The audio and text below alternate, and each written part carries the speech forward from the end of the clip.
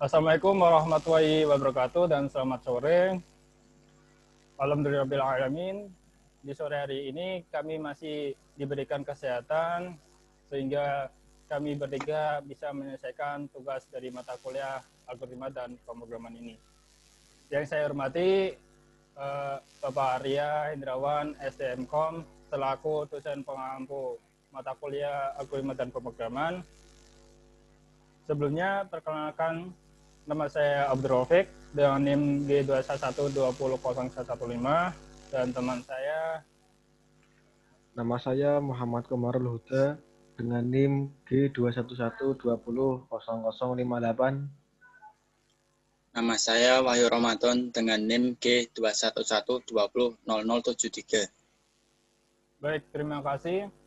Selanjutnya kami akan membacakan 15 paper yang sudah kami baca, yang dimulai dari Mas Huda terlebih dahulu. Silakan, Mas Wahyu terlebih dahulu. Silakan.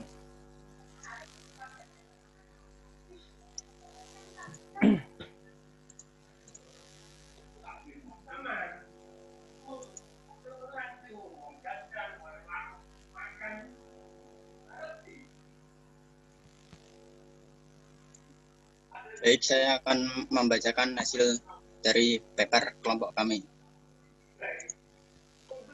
1. Judul COVID-19 Image Classification Using Deep Features and Fractional Order Marine Predators Algorithm. Diterbitkan tahun 2020. Ini linknya. Masalah penelitian.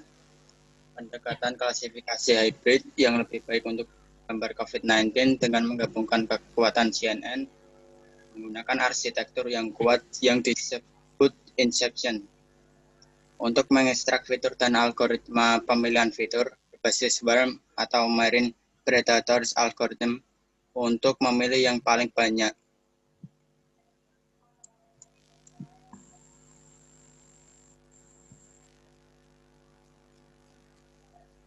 Metode penelitian mengusulkan model FS yang disebut Robustness Driven FS atau RDFS untuk memilih masa depan dari gambar CT paru untuk mengklasifikasikan pola penyakit paru interstitial fibrotik. Mereka menerapkan pengklasifikasi SVM dengan dan tanpa RDFS. Evaluasi menunjukkan bahwa RDFS meningkatkan ketahanan SVM terhadap kernel rekonstruksi dan ketebalan irisan. Untuk klasifikasi citra medis USG, penulis menggunakan metode FS berbasis jarak dan Fuji Support Vector Machine atau FSVM. Selain itu, algoritma genetika multi-objektif diterapkan untuk mencari subset fitur optimal. Pembahasan penelitian. Keluarga virus corona dianggap patogen serius bagi manusia karena menginfeksi penyakit pernafasan hati, gastrointestinal, dan neurologis. Mereka didistribusikan di antara manusia, kelelawar, tikus, burung, ternak, dan hewan lainnya. Dalam 2 dekade terakhir, 2 jenis virus corona, SARS-CoV dan MERS-CoV,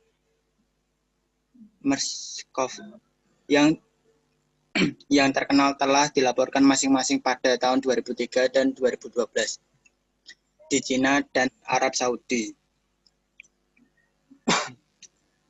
Meskipun wabah SARS dan MERS telah mengonfirmasi penularan dari manusia ke manusia, kecepatan penyebaran dan daya infeksi virus corona baru COVID-19 tidak sama. Pas.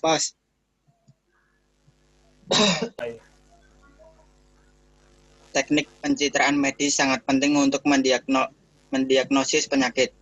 Segmentasi gambar adalah tugas pemrosesan gambar yang diperlukan yang diterapkan untuk membedakan wilayah kepentingan dari area luar. Selain itu, segmentasi citra dapat mengekstraksi fitur-fitur penting termasuk bentuk jaringan dan tekstur. Kesimpulannya, teknik analisis citra komputasi memainkan peran penting dalam pengobatan dan diagnosis penyakit. Mempertimbangkan penyebaran COVID-19 saat ini, kami yakin bahwa teknik ini dapat diterapkan sebagai alat bantu komputer untuk mendiagnosis virus ini.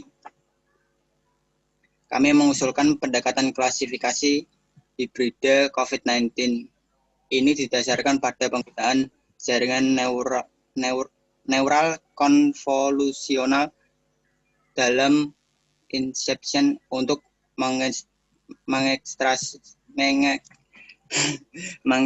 mengekstraksi fitur dari gambar COVID-19. Kemudian memfilter fitur yang dihasilkan menggunakan Marine Predators algorithm yang ditingkatkan dengan kalkulus order fraksional.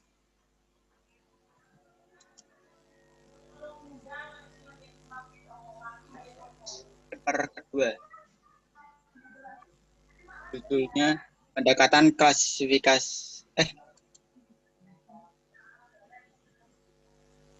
Judul kedua, Living Risk Prediction Algorithm COVID for Risk of Hospital Admission and Mortality from Coronavirus 19 in Adults, National Derivation and Validation Cohort Study. Diterbitkan tahun 2020.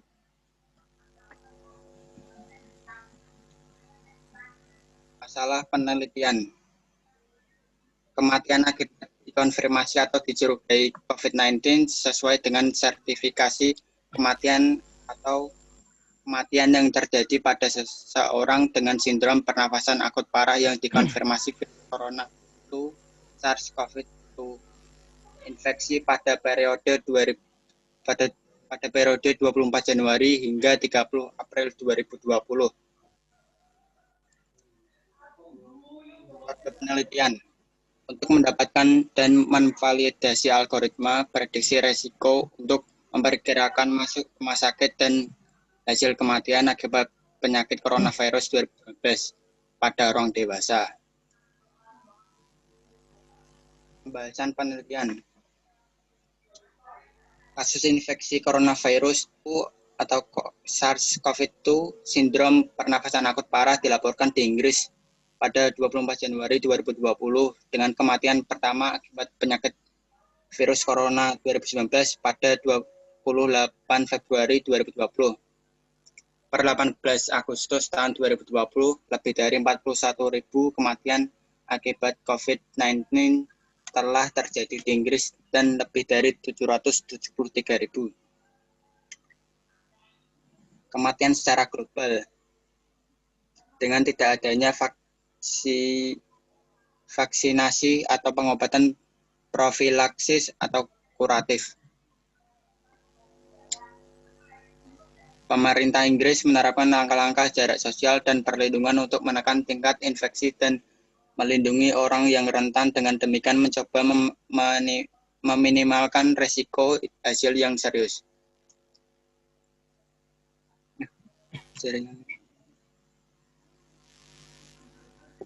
Bukti yang muncul sepanjang perjalanan pandemi, awalnya dari rangkaian kasus dan kemudian dari kelompok pasien dengan infeksi SARS-CoV-2 yang dikonfirmasi telah menunjukkan hubungan usia, jenis kelamin, penyakit penyerta tertentu, etnis, dan obesitas dengan hasil COVID-19 yang merugikan.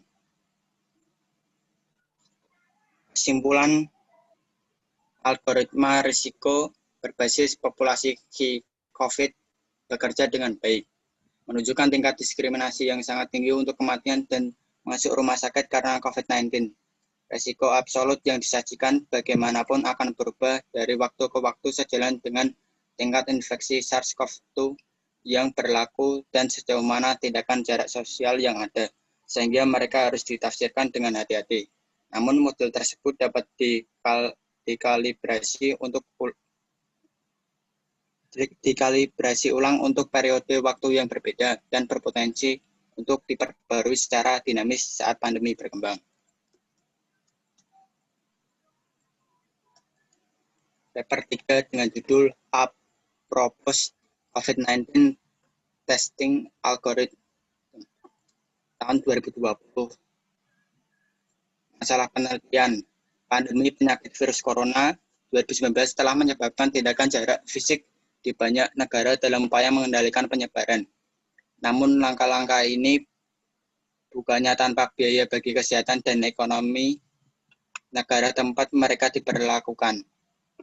Bangsa-bangsa sekarang mencari metode untuk menghapus tindakan jarak fisik dan kembali berfungsi penuh. Untuk mencegah gelombang kedua infeksi besar-besaran, ini harus dilakukan dengan metodologi berbasis data.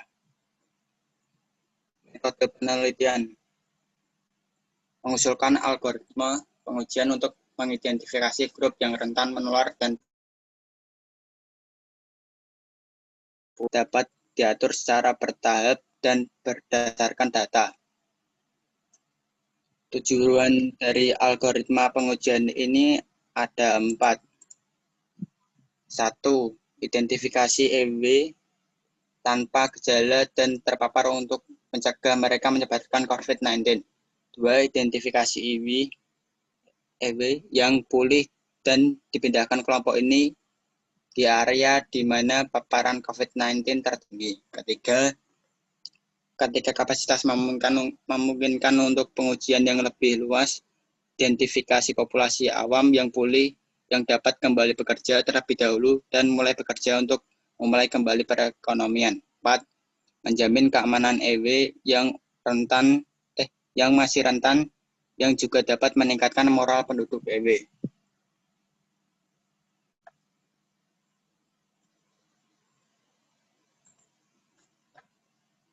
Kesimpulan, algoritma ini didasarkan pada asumsi bahwa pengujian serologis dapat mengidentifikasi mereka yang sekarang kebal terhadap infeksi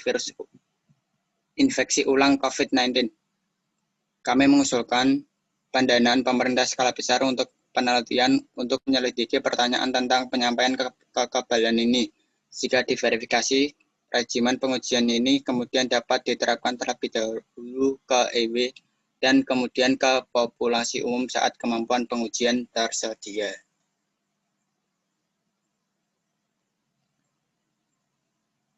Yang keempat, judulnya A Mathematical Epidemic Model Using Genetic Fitting Algorithm with Cross-Validation and Application to Early Dynamics of COVID-19 in Algeria, tahun 2020. Masalah penelitian.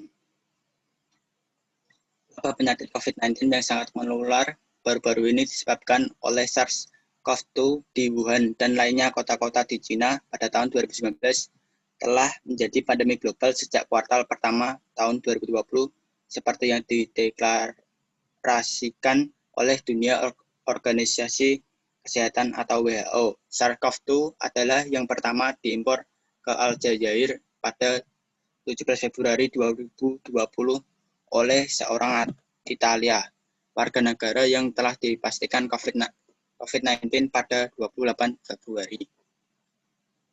Metode penelitian.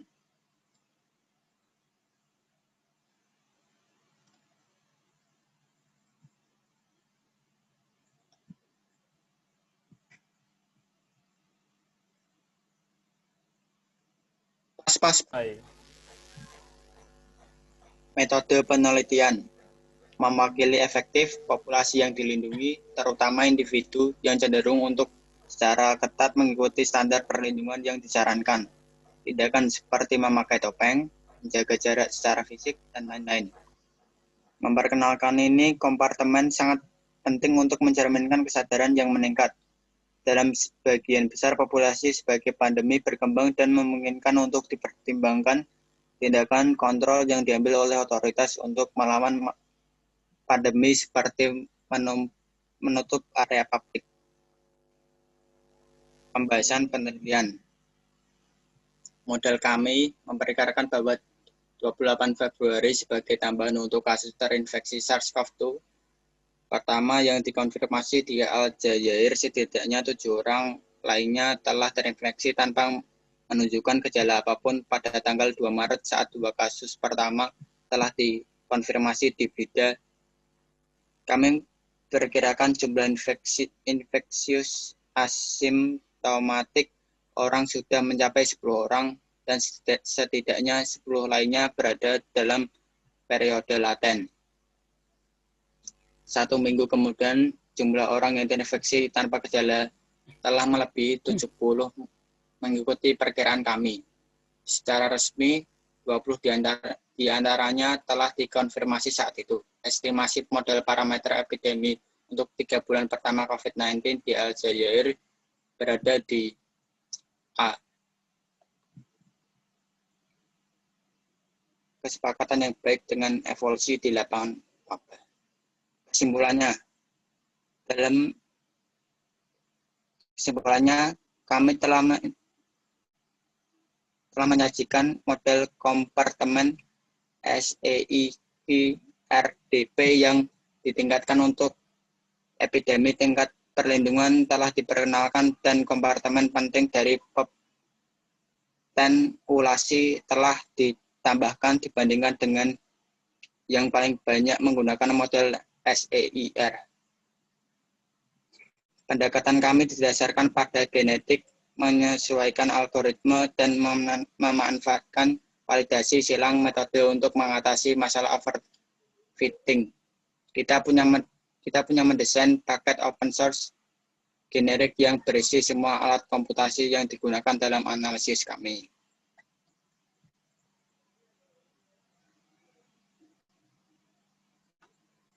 Yang kelima berjudul An Empirical Algorithm to Forecast the Evolution of the Number of COVID-19 Symptomatic Patients After Social Distancing Intervention tahun 2020.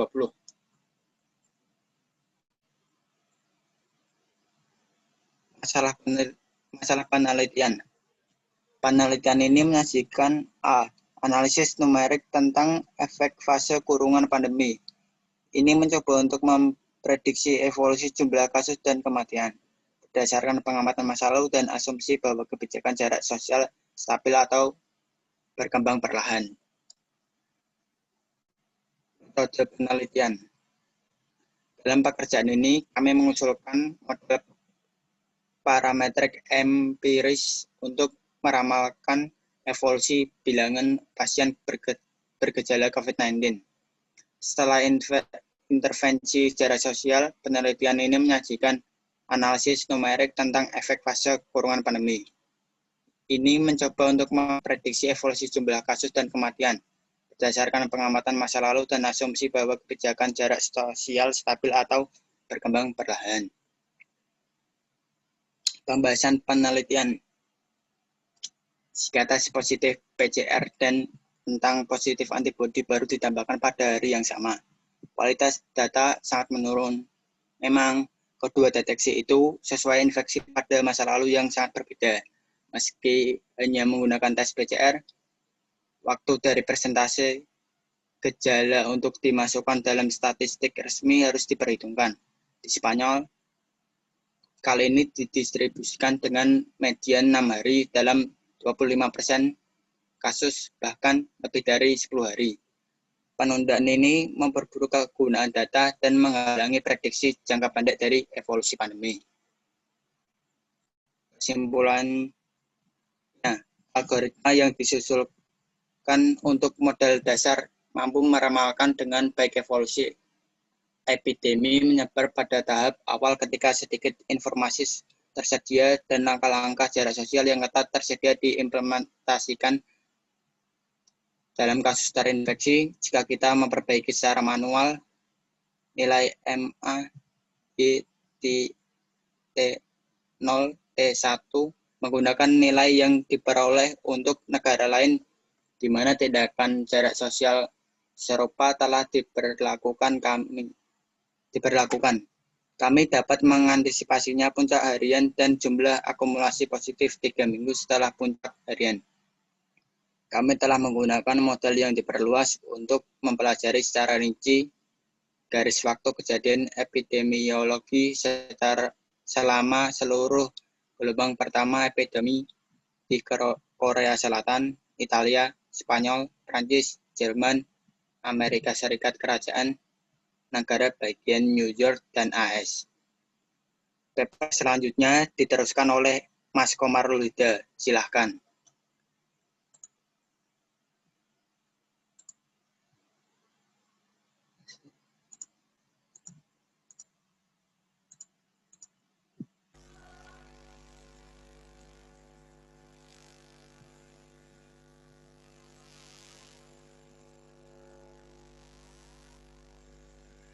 Speaker, Mas.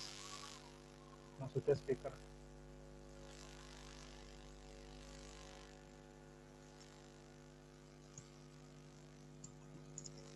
Bentar. Kemudian paper yang kelima dengan judul An Empirical Algorithm to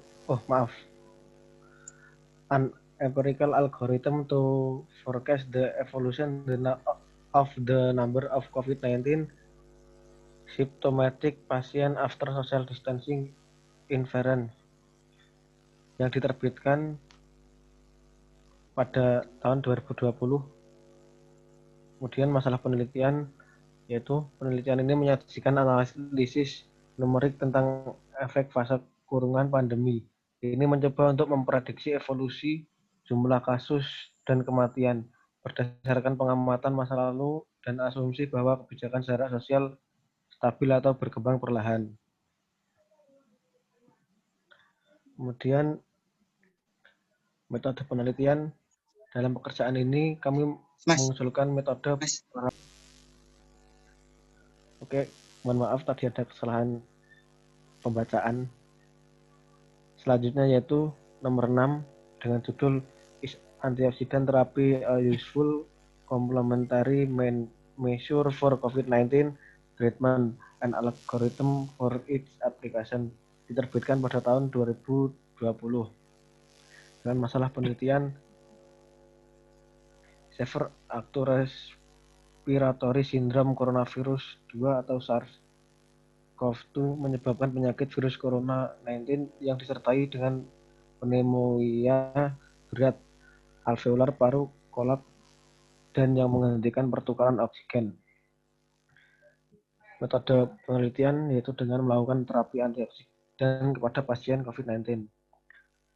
Pembahasan. Di sini kami membahas karakteristik umum, mekanisme kerja, dan cara mekanisme tersebut berkorelasi dengan penyakit penyerta yang meningkatkan angka kematian. Kami juga membahas langkah-langkah terapeutik yang saat ini diusulkan dan mengusulkan penggunaan obat antioksidan untuk membantu pasien yang terinfeksi SARS-CoV-2. Kemudian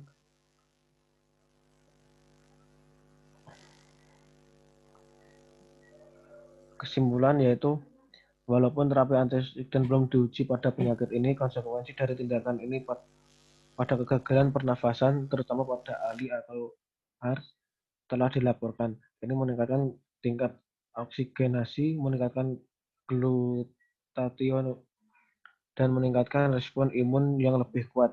Ada pengurangan waktu ventilasi mekanis, lama rawat di rumah sakit, lama rawat di ICU, angka kematian, dan tingkat disfungsi organ ganda pada pasien ALI atau ARDS, dan oleh karena itu juga dapat membantu pasien dengan COVID-19 yang parah.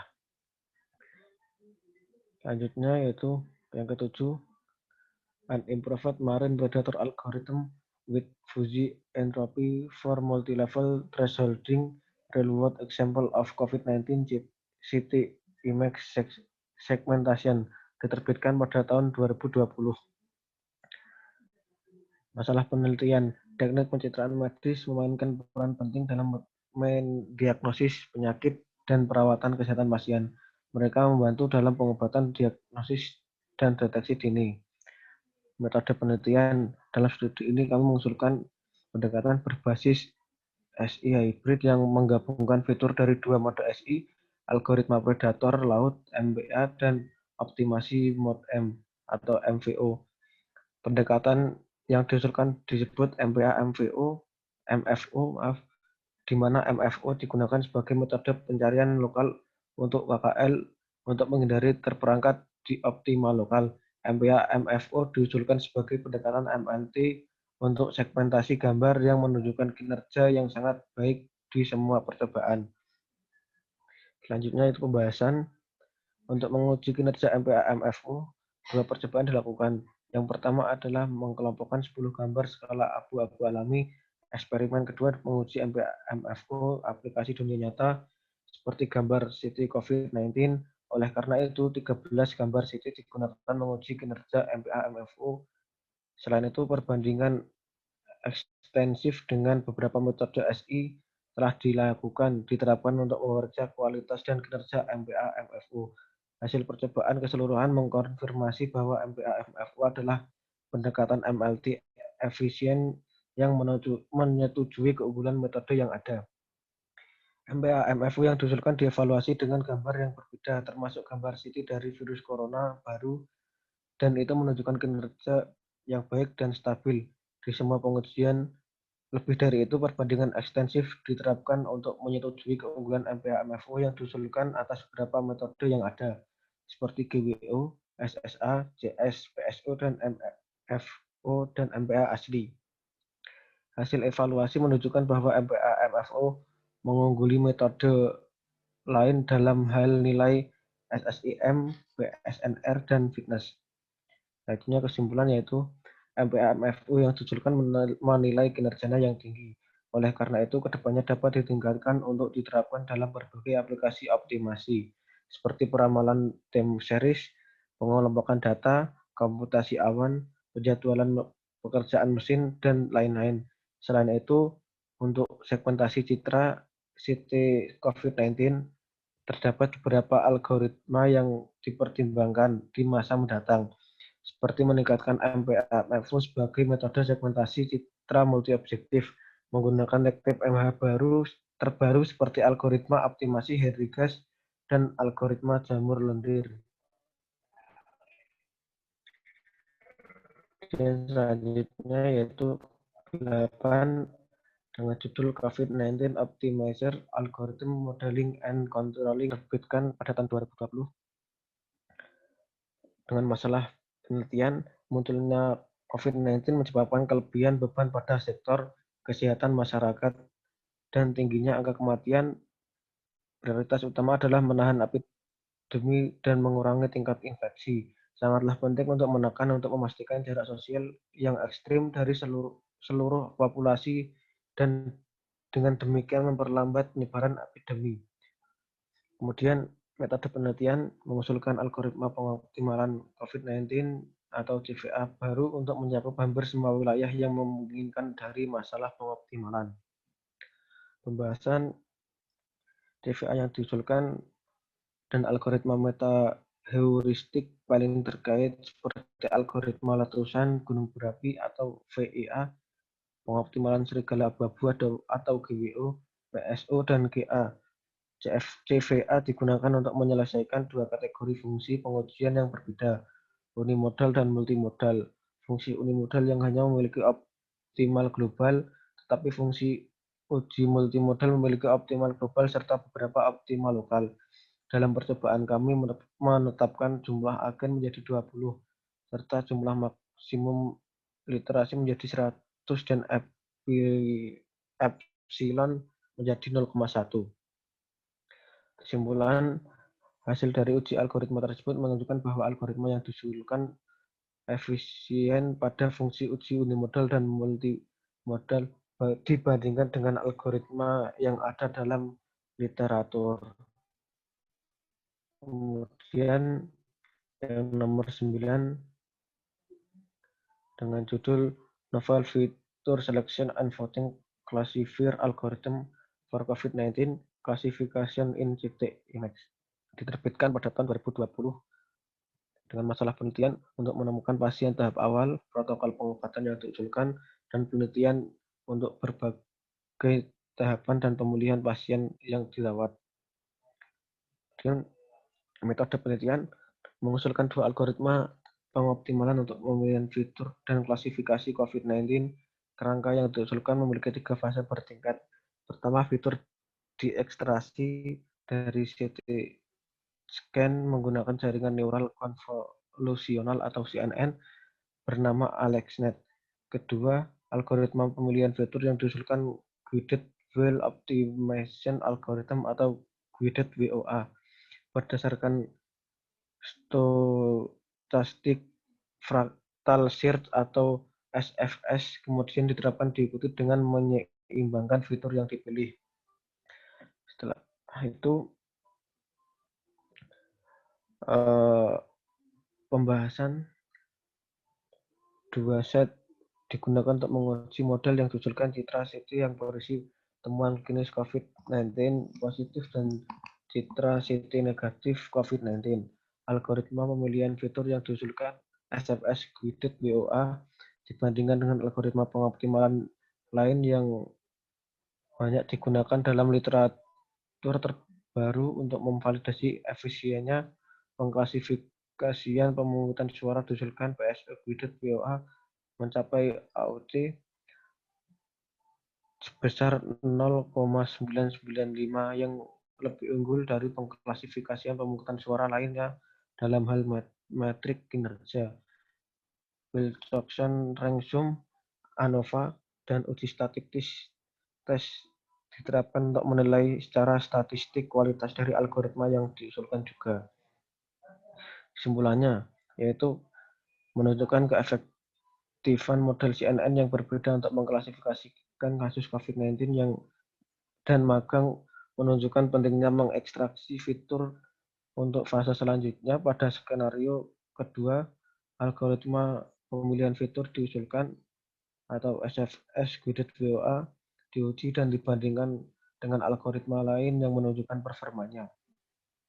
Skenario ketiga dirancang untuk menyelidiki kemampuan pengoptimalan pemungutan suara yang diusulkan oleh PSO Guided WOA untuk meningkatkan akurasi klasifikasi kasus COVID-19. Terakhir, uji Ransom dan uji Wilcoxon dilakukan untuk memverifikasi keunggulan algoritma yang diusulkan secara statistik. Dataset Citra dipecahkan secara acak dalam percobaan skenario menjadi 60%, 20%, 20% Citra untuk proses pelatihan, validasi, dan pengujian. Selanjutnya, nomor 10 yaitu Novel Heuristic Algorithm for the Modeling and Risk Assessment of the COVID-19 Pandemic Phenomenon. Diterbitkan pada tahun 2020. Masalah penelitian untuk mengendalikan penyebaran virus pandemi COVID-19, baik mitigasi dan penekanan infeksi baru telah muncul sebagai strategi kesehatan masyarakat yang dominan. Kemudian metode penelitian, asumsi dan sumber data, algoritma heuristik yang diusulkan, penilaian kinerja, dan metodologi. Kemudian pembahasan. Untuk mengimplementasikan algoritma yang diusulkan, program komputer telah dikembangkan di Laboratorium Mekanika Komputasi, Sekolah Pendidikan Pedagosis dan Teknologi Athena di Yunani. Memanfaatkan perangkat lunak melalui penerapan algoritma heuristik, perkembangan epidemi diselidiki di 6 lokasi geografis yang berbeda, yaitu di bagian California dan New York, dan negara-negara Amerika Serikat, Iran, Swedia, dan Inggris. Perangkat lunak yang digunakan untuk memprediksi kematian di setiap negara. Kemudian kesimpulan, model peramalan untuk prediksi jangka pendek kematian COVID-19 diterapkan di berbagai negara. Negara bagian dunia berdasarkan jumlah kematian yang dilaporkan akibat COVID-19. Model yang sama memeriksa dan memperkirakan kematian terkait COVID-19 dengan sangat akurat. Bahkan setelah puncaknya tercapai, algoritma yang diusulkan juga diharapkan dapat memberikan kontribusi yang substansial pada masalah teknik, di mana seringkali parameter dari banyak masalah teknik mengikuti distribusi normal. Selanjutnya, paper selanjutnya yaitu nomor 11 akan dilanjutkan oleh teman saya, Abdurrafiq Silakan Mas Rofik. Baik, terima kasih.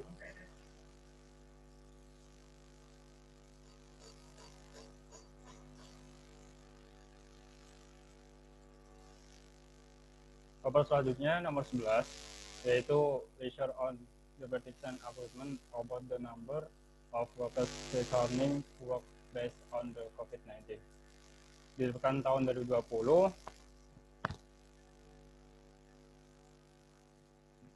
dengan masalah bagaimana, yang pertama, bagaimana mencerminkan situasi yang berbeda dari dimulainya kembali pekerjaan yang berbeda perusahaan. Yang kedua, bagaimana membuat model memprediksi secara akurat jumlah dimulainya kembali bekerja di perusahaan.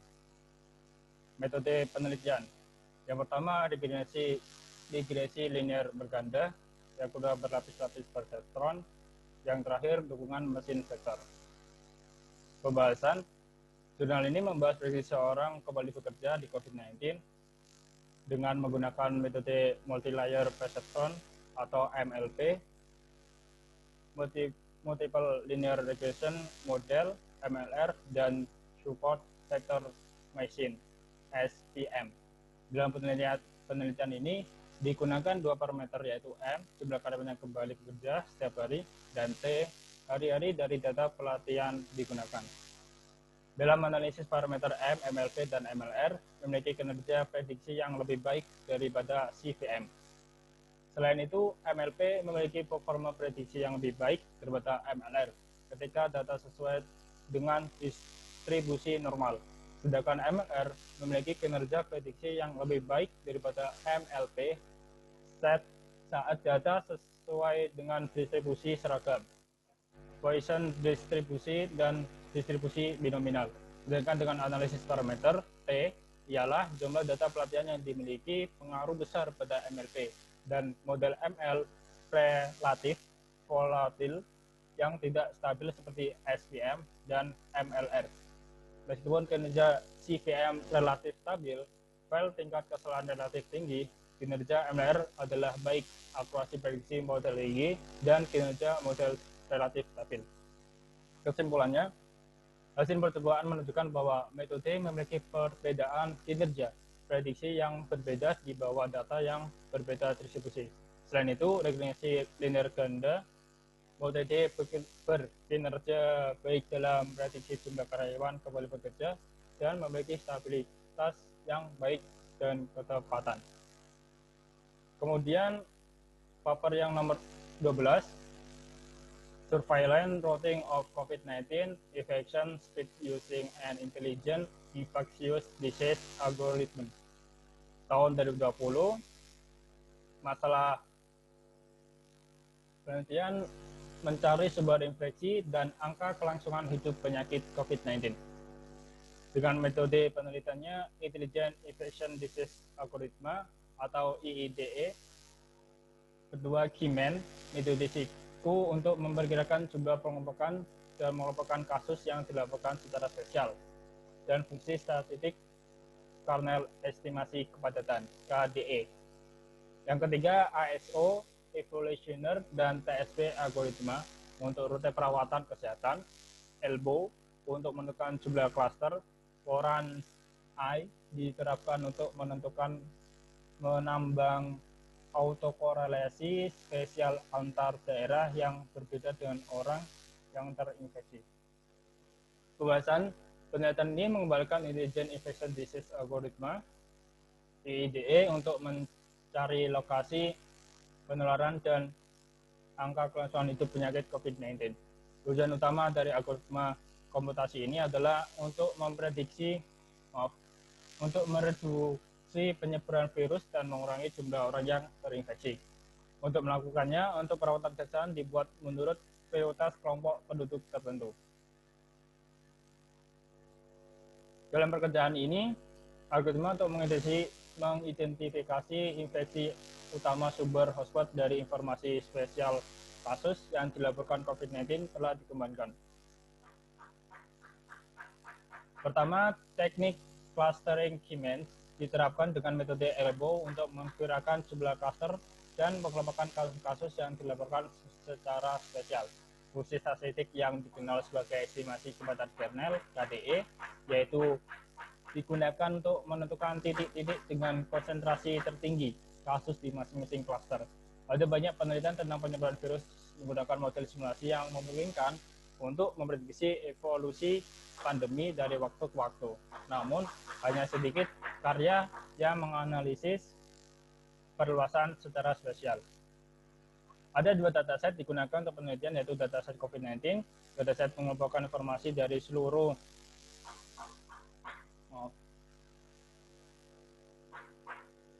dunia penyebaran COVID-19. Dataset ini disusun oleh Pusat Sains dan Teknik Sistemedi di Universitas Johns Hopkins yang difokuskan pada wilayah tertinggi atas penyebaran. New York dipilih karena itu adalah negara bagian terbanyak terkena pandemi dan memiliki tingkat mobilitas yang tinggi penduduknya, yaitu 369.660 kasus. Kemudian dataset rumah sakit, dataset terdiri dari 91 rumah sakit dan spesialisasi medis founding. Skor dan lokasi geografis. Kesimpulannya, Intelligent Infectious Diseases Algorithm atau IIDE telah dikembangkan untuk mengidentifikasi infeksi utama sumber COVID-19 dengan menerapkan Keyman fungsi statistik KDE. Algoritma memberikan tingkat kelangsungan hidup masing-masing titik panas dan menerapkan model biaya proporsional. Rute perawatan kesehatan ini dihasilkan dengan menerapkan ASO, Evolutioner, dan TSP algoritma yang diterapkan di bagian New York. IIDE melakukan distribusi spasial dari sumber infeksi, informasi yang dianalisis, yang memungkinkan untuk menentukan rute optimal untuk perawatan medis dalam proses yang wajar. Meskipun rute yang diperoleh menggunakan algoritma ASO adalah bagus, waktu pemrosesan seluruh algoritma tinggi melaksanakan secara real time. Model menyebar juga bisa dilengkapi dengan jenis informasi lain yang berkaitan dengan ruang, seperti lingkungan sosial dan budaya daerah. Mengenai metode lain, selain menggunakan satu teknik atau yang lain, metode Moran-I dapat diterapkan untuk menentukan menambang autokorelasi spesial antar daerah yang berbeda dengan orang yang terinfeksi. Kemudian paper selanjutnya, COVID-19 disease diagnosis from etiology data with deep learning algorithm tahun 2020 dengan masalah mempercepat diagnosis penyakit untuk mengurangi hilangnya nyawa. Yang kedua, untuk mencegah penyebaran epidemi dengan metode penelitian algoritma deep learning, arsitektur convolutional neural network, dan yang ketiga Python. Pembahasan diagnosis dan pengobatan dini adalah yang paling penting faktor dalam mengurangi kematian. Dalam evaluasi pasien, radiografi dada dan komputer tomografi digunakan untuk screening. Diagnosis dan pengobatan tersangka atau pasien yang terinfeksi COVID-19, karakteristiknya temuan COVID-19 pada CT scan bisa membuatnya dibedakan dari jenis pneumonia virus lainnya. Namun, beberapa gejala tumpang tindih dengan virus lain pneumonia jadi tidak dapat diandalkan pada observasi saja. Tujuan dari penelitian ini adalah untuk memberikan diagnosis penyakit dengan menganalisis radiografi dan tomografi, memindai dengan algoritma pembelajaran mendalam. Menggunakan arsitektur convolutional neural network, CNN, yang salah satu gambar umum digunakan model klasifikasi jaringan saraf. Hasilnya dievaluasi kumpulan data, didefinisikan dalam penelitian ini dengan menggunakan 3 yang berbeda model jaringan, yaitu VGG16, LesNet, GoogleNet, di antara model pembelajaran mendalam. Kesimpulannya, dengan algoritma menggunakan struktur jaringan VGG16, akurasi sebesar 95,87%, sedangkan menggunakan FastNet akurasi sebesar 96,90%, dan GoogleNet dihitung sebagai 95,18%. Dalam algoritma pembelajaran yang dirancang memiliki tingkat keberhasilan yang tinggi untuk diagnosis penyakit coronavirus COVID-19. Kemudian nomor 14, optimizing the pool test method for COVID-19 using evolutionary algorithm. Tahun 2020 dengan masalah kapasitas pengujian terhadap penyakit yang masih terbatas untuk sebagian negara. Metode penelitian, algoritma evolusioner, dan algoritma genetika. Pembahasan kemacetan utama dalam mengelola pandemi, pengujian diagnosis adalah kemampuan laboratorium terbatas serta akses terbatas ke ekstraksi genom dan polimerase reaksi chain reaction atau PCR. Selanjutnya, tes tersebut adalah terutama dilakukan pada pasien bergejala, karenanya ada kebutuhan mendesak untuk meningkatkan kemampuan pengujian diagnostik untuk memonitor screening populasi asimptomatik yang berkontribusi pada penyebaran penyakit. Untuk meningkatkan kapasitas pengujian COVID-19 telah menerbitkan pengujian adaptif yang dioptimalkan strategi dimodelkan sebagai urutan perintah parametrik spesifik untuk rasio infeksi berbeda yang diketahui. Penelitian sebelumnya tentang strategi pengujian gabungan adaptif dan dalam konteks COVID-19 ditujukan untuk memiliki nomor tetap salah satu atau dua tahap.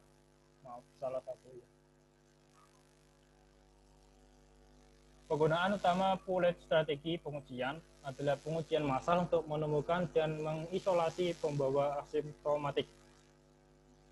Tapi karena kebanyakan pasien menunjukkan gejala dalam 3-5 hari setelahnya infeksi mereka,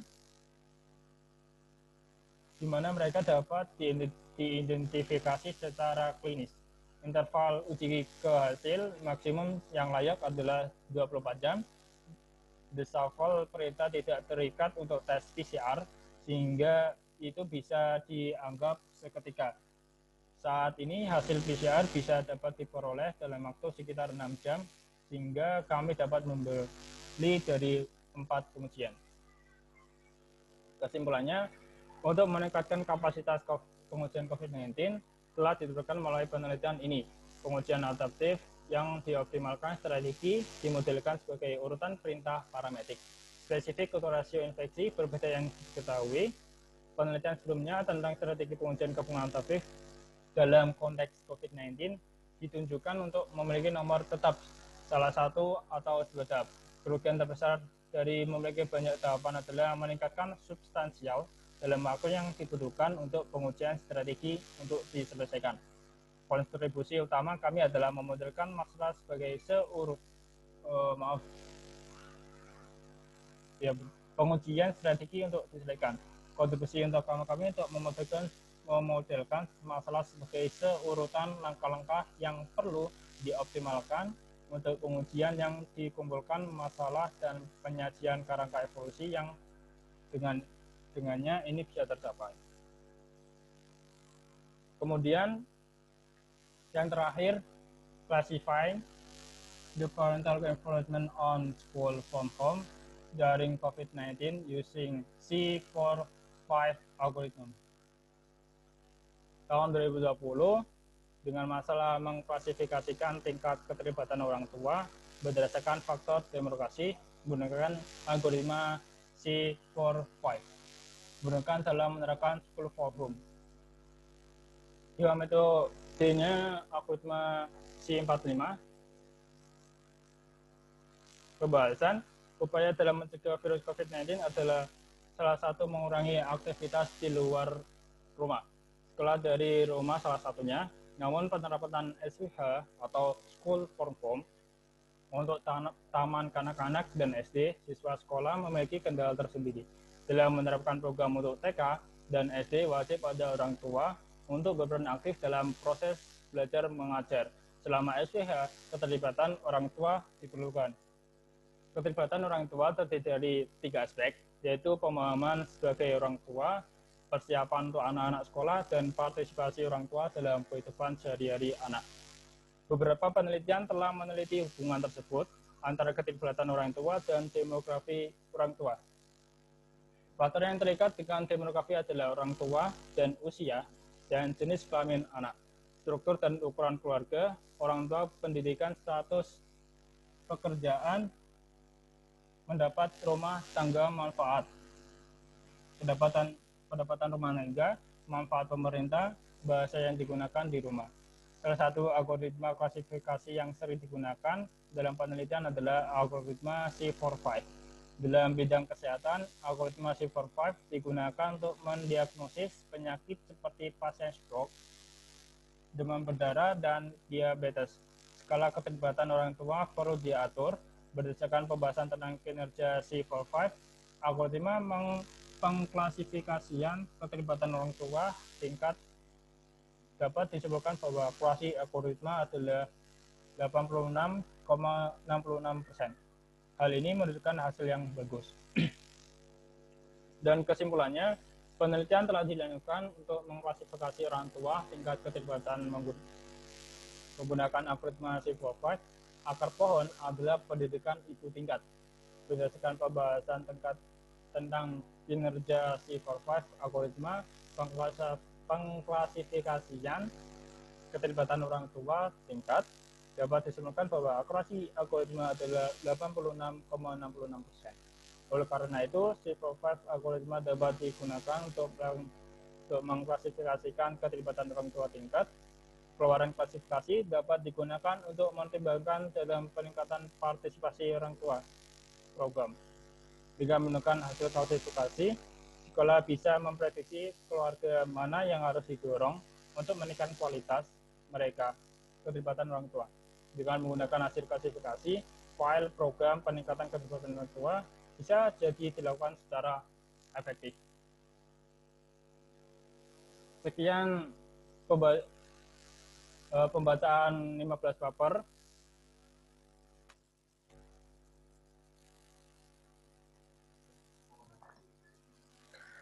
Kesimpulan dari pembacaan 15 paper tersebut yaitu algoritma yang nomor 15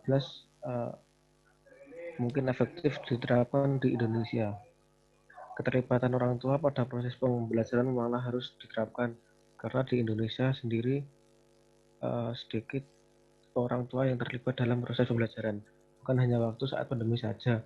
Paper ini memproses dengan menyusun skala parental, mengkategorikan orang tua skor menjadi sangat tinggi, sedang rendah, dan sangat rendah. Faktor demografi setelah melakukan processing data digunakan sebagai input dalam algoritma C4.5. Pohon yang telah dikembangkan menunjukkan bahwa akar pohon itu adalah ibu tingkat pendidikan. Hasil pengujian menunjukkan bahwa keakuratan algoritma C4.5 dalam mengklasifikasikan keterlibatan orang tua adalah 86,67%. Hasil ini cukup baik untuk digunakan dalam klasifikasi proses. Maka dari itu, algoritma yang pada nomor 15 mungkin lebih efektif diterapkan di Indonesia. Terima kasih. Kembali ke moderator. Baik, terima kasih. 15 paper sudah kami bacakan dan yang paling efektif adalah paper nomor 15. Sekian dari kami. Mohon maaf apabila ada kesalahan kata, baik disengaja maupun tidak disengaja. Kesalahan sistem mungkin mohon dimaklumi. Saya mewakili teman-teman mengucapkan wassalamualaikum warahmatullahi wabarakatuh dan terima kasih.